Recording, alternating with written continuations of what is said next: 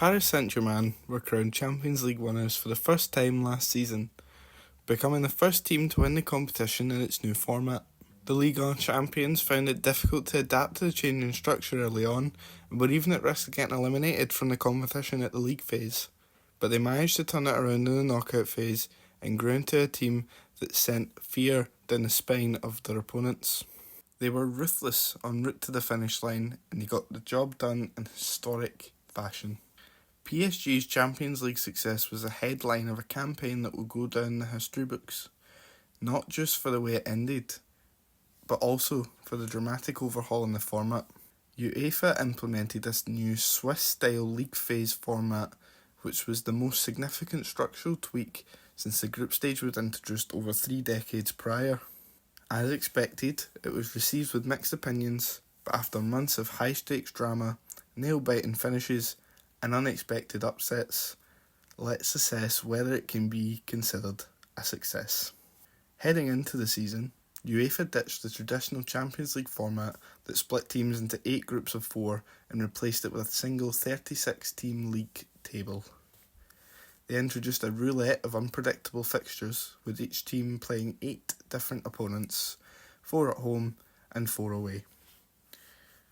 The top 8 were guaranteed automatic qualification for the round of 16, while those ranked 9th to 24th had to slug it out and earn their spot through a playoff round.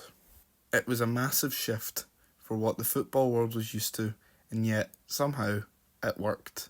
At least, it worked for PSG. After a bumpy start, Enrique's troops made it to the Champions League playoff round by the skin of their teeth, finishing 15th in the league phase.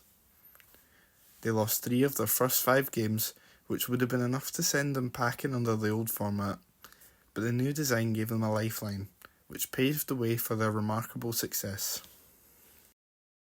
They won the final 3 games, obliterated Ligue 1 rivals Brest in the playoff round by 10-0 on aggregate, before eliminating table toppers and Premier League champions Liverpool in the round of 16 on penalties. And the rest is history.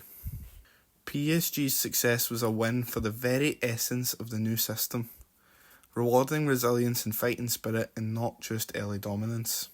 Former Manchester City defender Nedim Onua made his feelings clear about the new format. "I've enjoyed it," he said. "There were lots of good games in the group stage and lots of big moments, and not just when the big teams played each other. While PSG are clearly a top quality side, their journey shows that finding form at the right time is what matters. They were out of the top 24 until they won their penultimate game." That's another thing I like about the format. Because PSG have shown that in future it doesn't matter if you don't make the top 8. Onua may have been onto something with his comments about the new format. Teams aren't necessarily doomed if they don't start firing on all cylinders right out the blocks. But it wasn't all smooth sailing. The sheer complexity of the league table left fans and analysts, and maybe even managers, scratching their heads. At Villa Park, on the final league phase match day, while Aston Villa played Celtic in a nerve-wracking contest, fans were glued to the score updates flashing on the big screens. A goal in Atalanta's game suddenly had implications for Villa's chances. The simultaneous nature of the final round created endless permutations, adding to the tension but also the confusion. It was chaos, but thrilling chaos.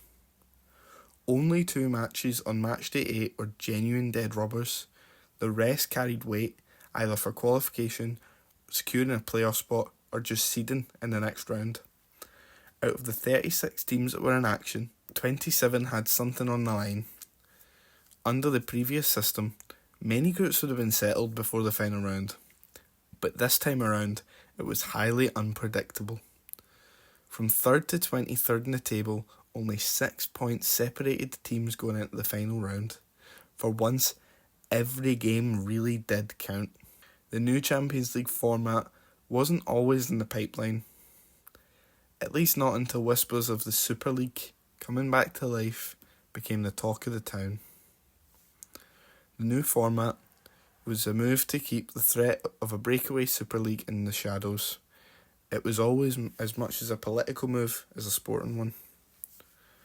UEFA hoped to appease the financial ambitions of its top clubs by guaranteeing more high-profile fixtures and more revenue-generating games for Europe's elite.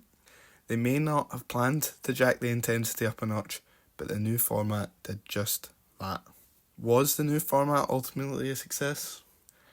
Well, it depends on who you ask. For PSG, it was the best thing since sliced bread.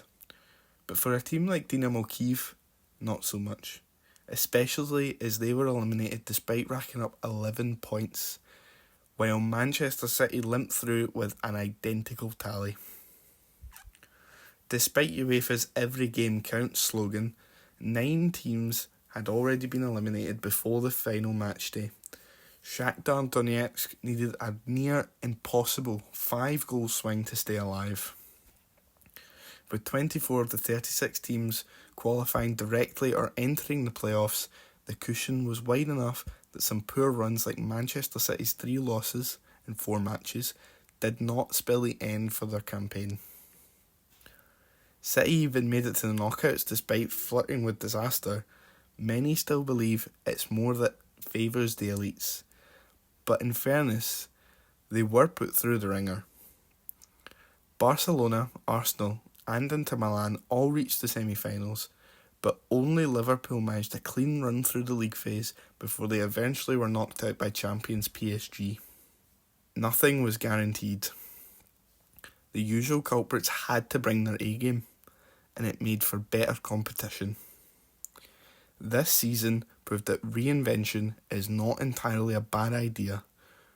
For all its flaws, the Swiss format delivered an unpredictable, exhilarating and memorable tournament.